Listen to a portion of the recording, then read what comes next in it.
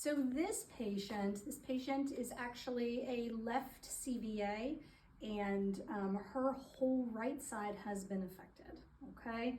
So with the left CA, she's got right arm and leg flaccidity. So what can be challenging is, you know, getting up on a certain side of the bed. There are some rooms where the bed can be adjusted, or there's room on one side and the other to get a patient to the edge of the bed. There are also some rooms where there is not a choice and you have to get them up on one side, okay? So we are going to pretend in this scenario that this bed cannot be moved because of the layout of the room, and we have to get this patient over here to this side of the bed, okay? So I'm gonna work on getting this patient to the sitting position at the edge of the bed. As always, I let that patient do as much as she can on her own, but I am here to help her if needed. So I'm gonna put the bed rail down, okay? I'm gonna take your covers off. I'm gonna make sure you're not exposed.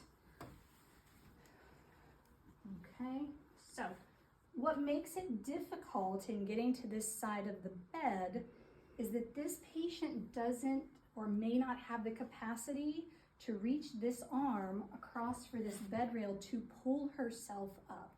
The same thing with this leg, okay? If they have that flaccidity, you know, they're not going to be able to use this to kind of initiate that movement.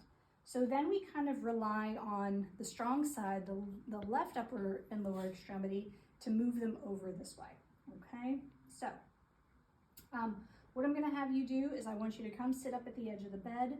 If you want, you can use this arm on the handrail, the bed rail here, to kind of move yourself over. If you want, you can use this leg to kind of boost your hips over. And then if you need some help with this right upper and lower extremity, I can help you in that, okay? So see if you can kind of, with your leg like this, kind of boost your hips this way. Good job. Good, okay. And I know this leg's not moving too well, so we're gonna kind of support it and move it over this way, okay? And we're kind of getting to the edge here, so I think it would be best to let's bring your leg down and move this leg over, okay? This arm's not working, but let's not leave it behind. And I'm gonna come here, I want you to use your abdominal muscles, and we're gonna come into this sitting position, okay? All right, you good? Okay. It might be hard for her to scoot this hip because of that flaccidity, so we can use our knee blocking techniques to make sure she's not sliding forward and just kind of bring this hip around, okay? So here she is in the sitting position.